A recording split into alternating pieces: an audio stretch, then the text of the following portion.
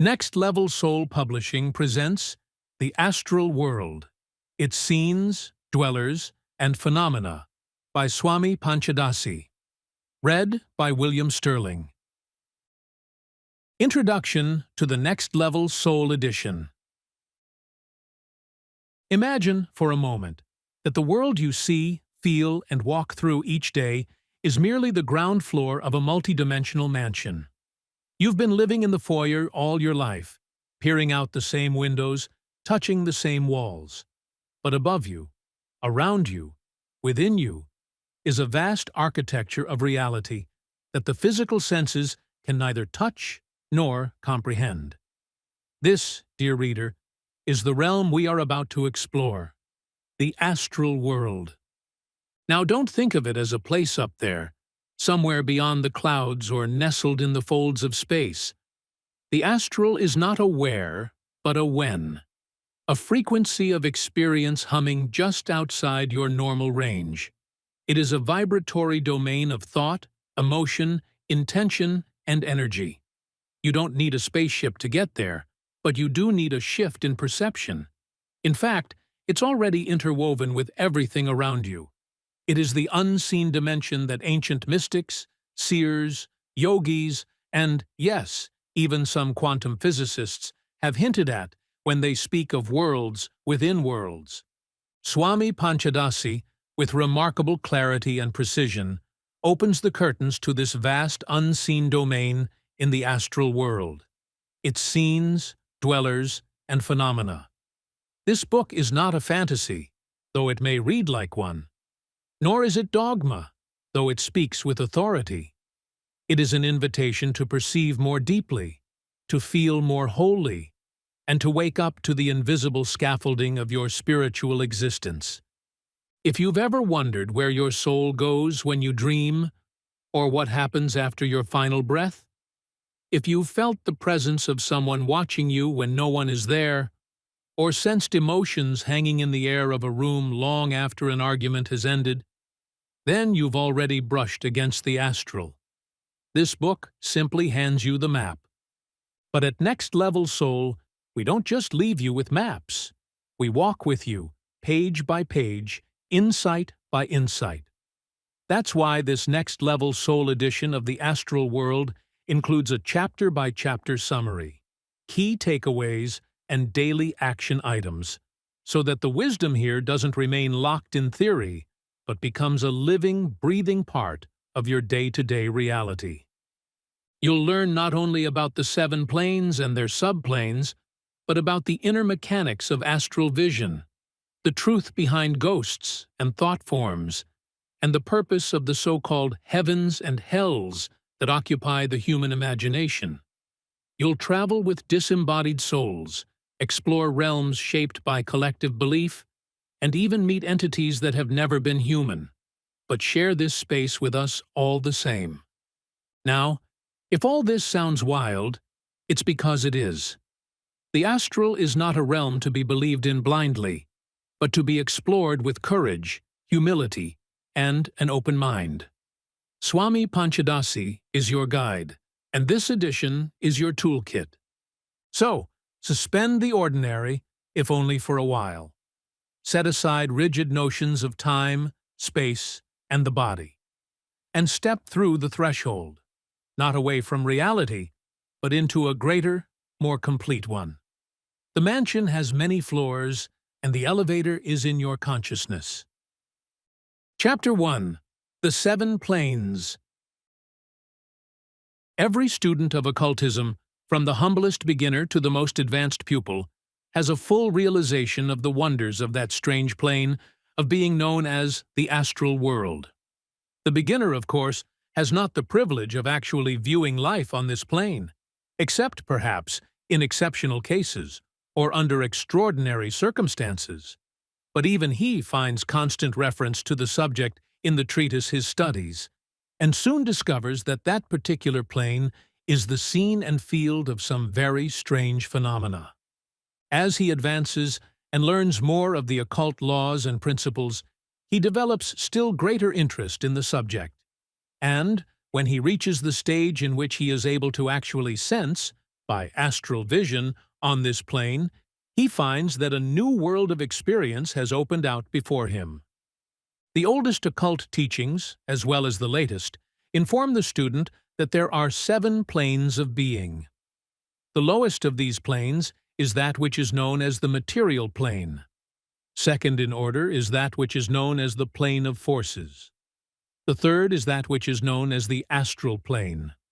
The fourth is that which is known as the mental plane. Above these 4 planes are 3 higher planes, known to occultists, but which have no names that can be understood by those developing only on the lower planes, and which are incapable of explanation to those on the lower planes. I shall refer to some of these higher planes in this little book as we proceed, but shall make no attempt to describe them for the reasons just given. Our subject for the present consideration is merely the astral plane, and we shall find sufficient interesting facts in considering the phenomena of that plane without attempting to penetrate the veils of those still higher. It should be mentioned at this point that each of the 7 planes has 7 subplanes, and that each of these subplanes has its own 7 subdivisions, and so on to the 7th degree of subdivision. So, you see, there is a most minute classification in the occult teachings. The student of occultism, at the beginning, usually experiences difficulty in forming a clear conception of the meaning of the word plane as used in the occult teachings. Consulting the dictionary, he is apt to get the idea of a plane as one of a series of straight layers, one part of a great strata, above and below which are other layers or strata. It usually is quite difficult for the occult teacher to eradicate this erroneous idea from the mind of his pupils, and to substitute the correct concept. This error arises from thinking of these planes of being as composed of matter, or material substance, which, of course, is incorrect. When it is remembered that even the densest form of matter itself is composed of vibrations of energy, as recognized by modern science, and that the forces of nature are but manifestations of vibrations of energy, one begins to find the key. Instead of the planes rising one above the other in the scale of the fineness of matter, they are graded according to their respective degrees of vibration of energy. In short, they are planes of vibrations of energy, and not planes of matter at all. Matter is simply the lowest degree of vibrations of energy. That is all. The second common source of error, on the part of the beginner in occultism, is that of picturing the planes as lying one above the other in space. This conception, of course, naturally follows upon the error of thinking of the planes as a series of layers or strata of fine matter. But it also often persists, even after the student has grasped the idea that the planes are grades of vibration rather than of matter. But, finally, the student is impressed with the idea that the planes are not layers or strata at all. The planes do not lie one above the other in space. They have not spatial distinction or degree. They interpenetrate each other in the same point of space. A single point of space may have its manifestations of each and all of the 7 planes of being. Some of the old occultists sought to explain this condition of things to their students in the words of a very celebrated ancient teacher, who originated the aphorism, "A plane of being is not a place, but a state of being." No words can give a better explanation of, or aid to, the correct mental conception of the idea of a plane in the occult sense of the term. To those students who may find it difficult to form the idea of a number of manifestations, each having its own rate of vibration, occupying the same point of space at the same time, I would say that a little consideration of the phenomena of the physical world will perhaps serve as an aid in the matter. For instance, every student of physics knows that a single point of space may contain vibrations of heat, light of many shades, magnetism, electricity, X-rays, etc., etc., each manifesting its own rate of vibration and yet not interfering with the others. Every beam of sunlight contains many different colors, each with its own rate of vibration, and yet none crowding out the others. By the proper laboratory apparatus, each kind of light may be separated from the others, and the ray thus split up. The difference in the colors arises simply from the different rate of etheric vibrations. Again, it is possible to send many telegrams along the same wire at the same time by using senders and receivers of different vibratory keynotes. The same thing has its corresponding analogy in the case of wireless telegraphy. So, you see, even on the physical planes, we find many forms of vibratory manifestation occupying the same point of space at the same time. The material plane, with which we are all familiar, has, of course, its 7 subplanes, and likewise its 7 times 7 series of subdivisions, as have all the 7 planes. At first we are apt to think that we are perfectly familiar with every form of matter, but this is far from being the case, for we are familiar with only a few forms. The occult teachings show us that on certain of the fixed stars, and some of the planets of our own chain, there are forms and kinds of matter as much lower in vibration than the densest form of matter known to us, as these dense forms are lower than the highest ultra-gaseous forms of matter recognized by us. And, on the other hand, the same teachings inform us that there are in existence, in other worlds, and even, to an extent, in our own, forms and kinds of matter as much higher than these highest forms of ultra-gaseous matter known to us, as the said known forms are higher than the densest form of matter now known to us. This is a startling statement, but every advanced occultist knows it to be true. Physical science formerly classified matter as follows: 1. Solids. 2. Liquids. 3. Gaseous. But modern science has found many forms of matter far more tenuous and rarer than even the finest gas. It now calls this fourth class ultra-gaseous matter. But occultists know that beyond this fourth subplane of matter, which science is just now discovering, there lie 3 other, and still finer, subplanes, of which science at present has no conception. Next, higher in the scale of manifested being, we find what is known as the plane of forces, of which very little is known outside of occult science, although, of later years, physical science has been breaking into this field. In the next 20 years, physical science will proceed further in this direction. The research into radioactivity is leading toward further knowledge regarding this plane of manifestation. On the plane of forces, we find the 7 subplanes, and likewise the 7 times 7 subdivision. There are forces far below the scale of the ordinary forces of nature known to man, and likewise there are great series of nature's finer forces at the other end of the scale, of which the ordinary man, even the scientist, knows nothing. It is these finer forces which account for many of the wonders of occult science. In particular, the fine force called prana, or vital force, plays an important part in all occult phenomena. Next above the scale of the plane of forces, we find the great astral plane, the consideration of which is the purpose of this little book. Summary: Swami Panchadasi introduces the framework of the 7 planes of being, starting from the material plane and ascending through the plane of forces, astral, mental, and 3 higher unnamed spiritual planes. Each plane is vibrational in nature rather than spatial, existing simultaneously and interpenetrating each other. The astral plane, third in the hierarchy, is the focus of the book and serves as a bridge between the seen and the unseen. Misconceptions are addressed, particularly the idea of planes existing as vertical layers in space. Instead, they coexist in the same location, but differ by frequency. Key takeaways: planes are vibrational states, not places. Every point in space contains all planes simultaneously. The astral plane is not mystical fantasy. It's an organized, observable layer of reality. Action items: reflect on your current concept of reality. what lies beyond your senses. Meditate on the idea of vibration and energy forming the basis of all matter. Practice sensing subtle energy in daily moments, emotions, intuition, shifts in mood. Chapter 2. Astral Regions.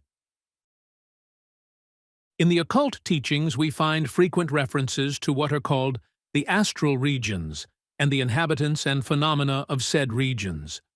Like the term plane, this term region has caused much misunderstanding. The old occultists used it in a loose sense, knowing that their pupils clearly understood the real significance. They did not care whether or not other persons understood. But the modern investigator, without the benefit of a teacher, often finds himself confused by this mention of regions of the astral plane, and frequently finds himself thinking of them in the sense of the heavens and hells of the old theology, as definite places in space. But these astral regions are nothing more than vibrational manifestations on the astral plane, which have no special reference to any set-aside portion of space, and which manifestations may, and do, occur at almost any point of space.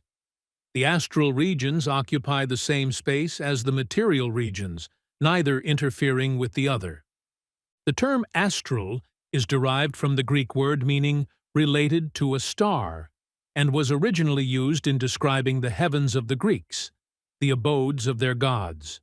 From this sense and usage, the term widened in application until it was employed to indicate what might be called the ghost land of the ancient people. This ghost land was believed to be inhabited by beings of an ethereal nature, not only disembodied spirits, but also angelic beings of a higher order. The ancient occultists of Greece and other Western lands thus naturally fell into the custom of using the familiar term to indicate that which we know as the astral plane in modern occultism. Of course, the Oriental occultists had their own terms for this plane of manifestation, which terms were derived from old Sanskrit roots, and which were much older than the Greek terms. But, as the use of Sanskrit terms has a tendency to confuse Western students, the best Oriental teachers, today, in teaching Western students, almost always use the old Greek occult terms. At this point, I must answer a question which usually presents itself to the mind of the intelligent student at about this particular stage of the teaching. It is probably in the mind of the student who is reading these words at this particular moment. The question may be stated as follows: how is it possible for anyone to speak intelligently of the phenomena of the astral plane if that plane is on a higher vibratory scale than the physical senses? How can one visit and perceive things on the astral plane without his body being dematerialized? This question is a natural and perfectly fair one, and evidences the inquiring mind which the true occultist always possesses. And no true occult teacher will hesitate for a moment in frankly answering it. For remember this always, my students, the occult teaching is not based merely on the principles laid down as gospel by the old occultists. Respect, yes, great respect is paid to these old teachings, of course, but every advanced occultist knows that he must actually experience the manifestation of occult phenomena before he can positively pronounce the same to be an occult truth. Such experience comes to every advanced occultist when he reaches the necessary stage of development which alone renders such experience safe for him. Like the scientist, the true occultist learns by his own experience, built upon the recorded previous experience of others. To the advanced occultist, the phenomena of the astral plane is just as real, just as readily sensed, as is the phenomena of the material plane to those functioning upon it. But, to answer the question, one does not have to disintegrate or dematerialize his physical body in order to visit or sense the astral plane and its phenomena. There are two avenues of approach to the astral plane, as follows. 1. By the employment of the astral senses, and 2. By visiting in the so-called astral body. Let us consider each of these avenues in turn. By the term the astral senses, occultists indicate that wonderful secondary set of senses, corresponding in office to the 5 physical senses, by means of which man is able to receive impressions on the astral plane. Each of the physical senses of man has its astral counterpart, which functions on the astral plane just as the physical senses do upon the material plane. Thus, every man has, in latency, the power of seeing, hearing, feeling, smelling, and tasting on the astral plane by means of these 5 astral senses. Nay, more, as all advanced occultists know, man really has 7 physical senses instead of 5, though these additional 2 senses are not sufficiently developed for use in the average person, though the occultist of fair attainment generally unfolds them into use. And even these 2 extra physical senses also have their astral counterparts. In the cases of persons who, accidentally or through cartful training, have developed the power of astral vision, perception through astral sight, the scenes of the astral plane are perceived just as clearly as are those of the material plane perceived by the physical sense of sight. The ordinary clairvoyant has flashes of this astral vision, as a rule, and is not able to sense astrally by an act of will. The trained occultist, on the other hand, is able to shift from one set of senses to another by an act of will whenever he wishes to do so. In fact, such occultists may function on both planes at the same time, in this way, if they so desire. In cases of clairvoyance or astral visioning, the occultist remains in his physical body and senses the phenomena of the astral plane quite naturally or easily. It is not necessary for him even to enter into a trance condition, or any abnormal mental state or condition. And still less is it necessary for him to leave his physical body in such cases. In the instance of the higher form of clairvoyance, he may even sense events both on the physical plane as well as the astral planes at a distance, though, strictly speaking, this belongs to a somewhat different order of occult phenomena. To vision astrally, the occultist has merely to shift his sensory mechanism, just as the operator of the typewriter shifts from the small letter type to the capitals by a shift key. This, then, is the simplest and most common way of occult sensing on the astral plane. It is possible to many to whom the second method is impossible. The second avenue of approach to the astral plane is that in which the individual leaves his physical body and actually travels on the astral plane in his astral body. The astral body is composed of an ethereal substance of a very high degree of vibration. It is not mere matter, and yet is not mere force.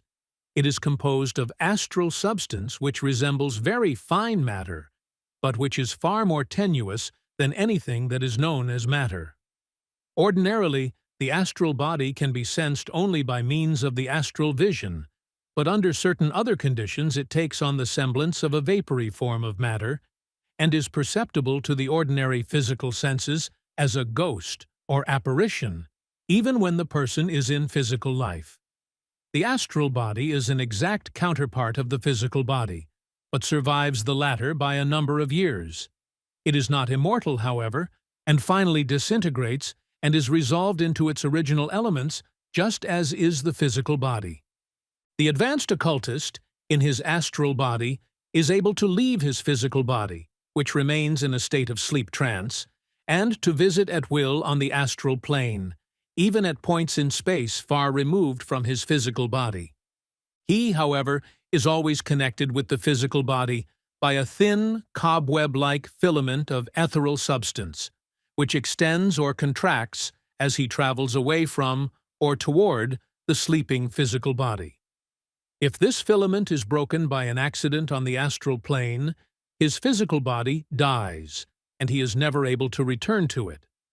Such accidents are rare, but occult history has records showing their occasional occurrence. Many persons are able to travel in the astral body during ordinary sleep, but usually have no recollection of the same upon reawakening. The occultist, on the other hand, travels consciously and with a purpose, and always is wide awake on such journeys. He is as much at home on the astral plane as on the physical one. And so, student, you see how the occult teaching regarding the astral plane has been obtained, and how such teaching has as firm a basis in actual experience as have those based upon physical observation, experiment, and experience. Moreover, every occultist may verify the teaching for himself, in fact, actually does so. Summary. This chapter explores how the astral plane contains many regions, which are not fixed locations, but fields of vibratory resonance. These regions arise from the mental and emotional conditions of the entities inhabiting them.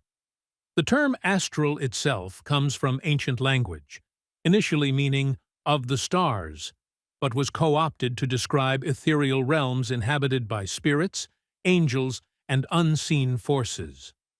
Two primary methods of accessing the astral are outlined, via the astral senses, clairvoyance, etc., or by traveling in the astral body. Key takeaways. Astral regions are mental vibrational zones, not geographic places. You already possess dormant astral senses. Conscious astral travel is possible for those who develop control and intention. Action items. Begin dream journaling to track signs of astral perception. Practice visualization to awaken subtle sensory channels. Study and familiarize yourself with common symbols in your inner landscape. Chapter 3. Reality of the Astral. It is customary among occultists to speak of the astral plane simply as the astral, as for instance, out in the astral, visiting the astral, phenomena of the astral, inhabitants of the astral, etc., etc. The student may as well familiarize himself with this use of the term the astral in order to understand and be understood by others interested in occult study. Accordingly, I shall from now on use this term, the astral, as indicating the astral regions, the astral plane, without further explanation. One of the hardest things for the elementary student to realize is that the astral is just as real, abiding, and fixed as is the material world. Just as steam is actually as real as water, or even as ice, so is the astral just as real as the world of the physical senses.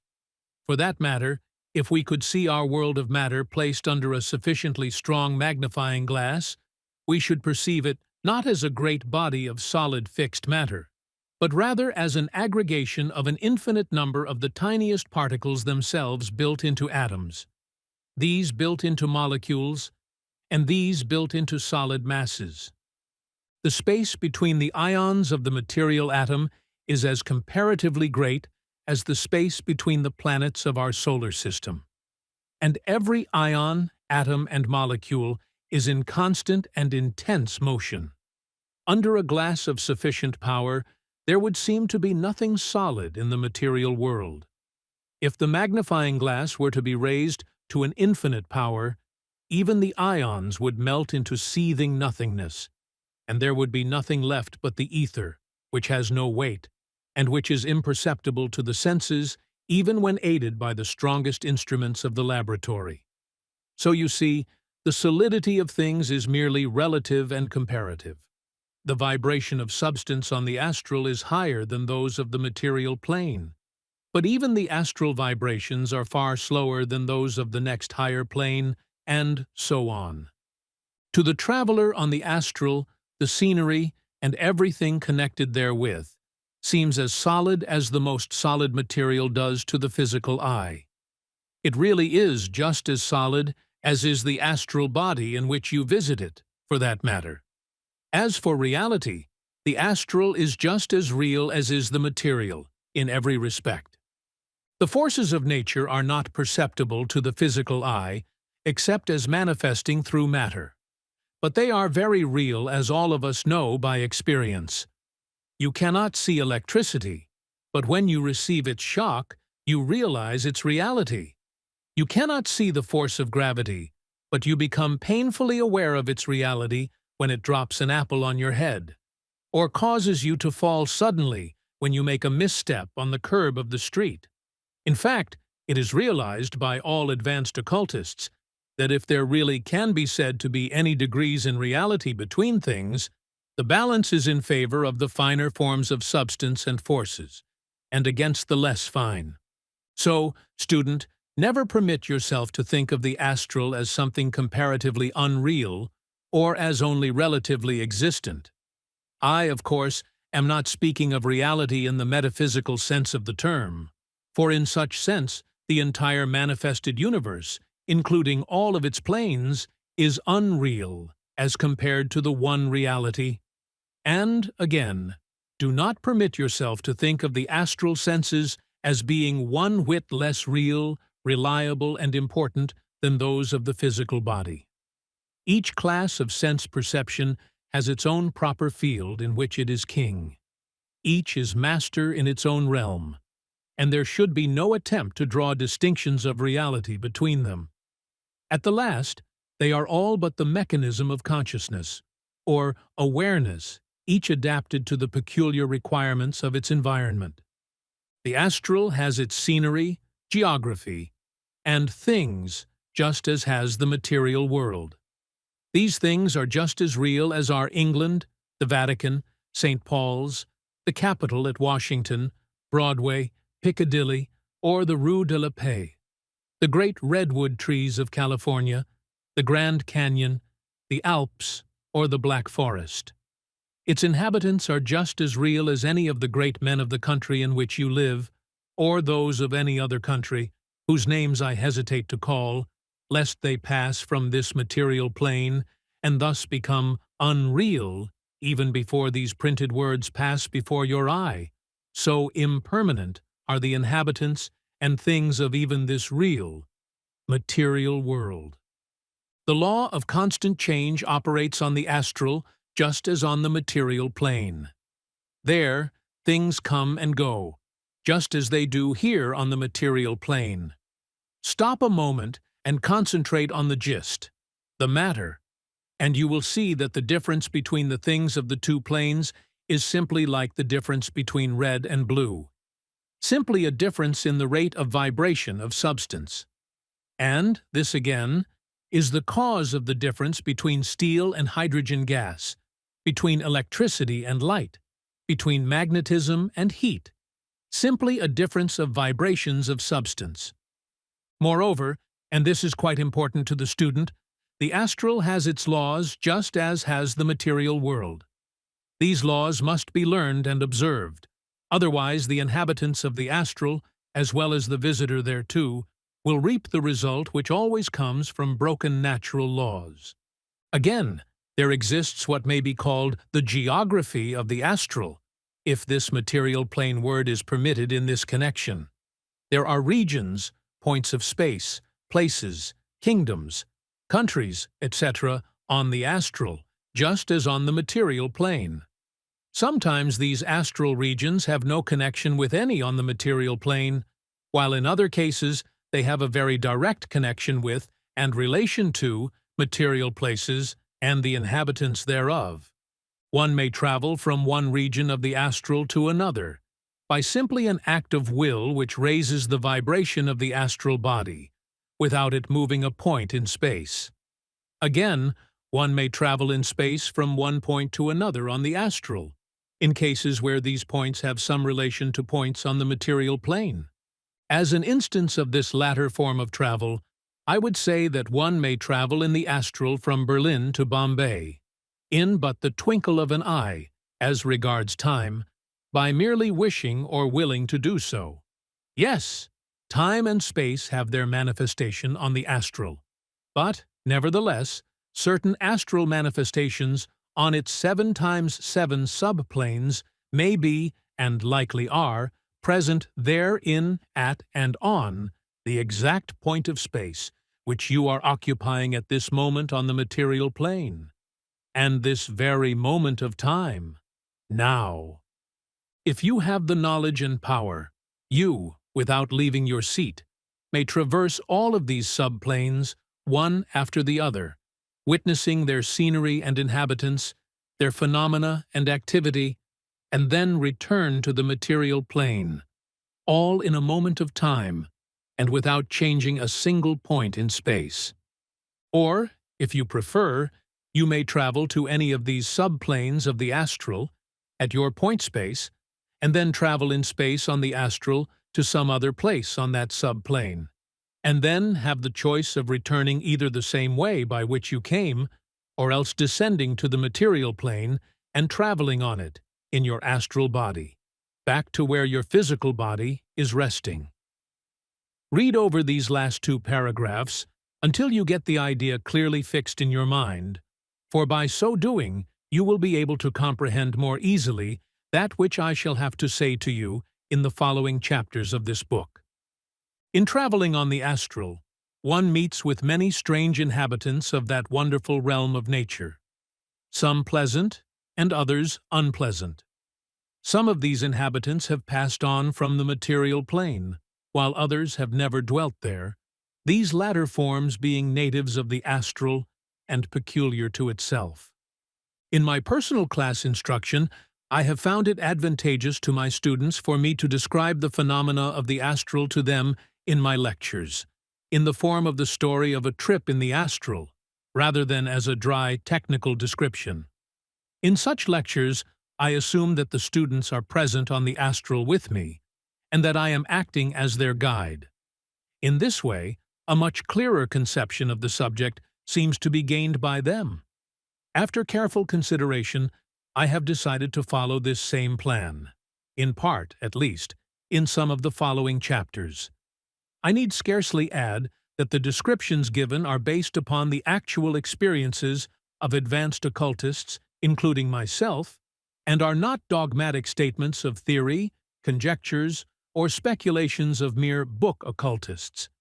Every fact herein stated may be verified by the experience of any advanced occultist.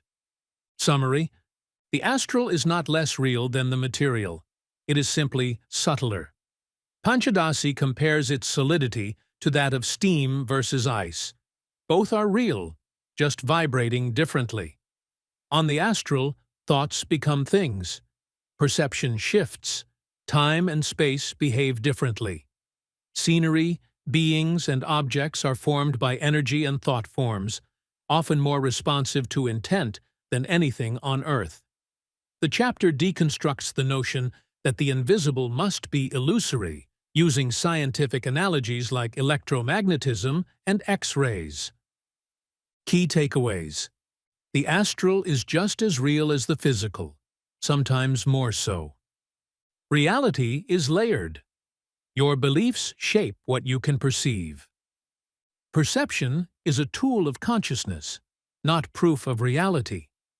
Action items: examine where you've dismissed experiences as just imagination. Cultivate a sense of inquiry toward invisible forces in your life. Practice mindful awareness of your thoughts and how they shape your mood and reality. To continue listening, step deeper into the wisdom at Next Level Soul TV, where sacred teachings, spiritual cinema, transformative courses, and divine stories await your soul's unfolding. Enter the portal at www.nextlevelsoul.tv and let your spirit remember what it already knows. Awaken, expand, and evolve.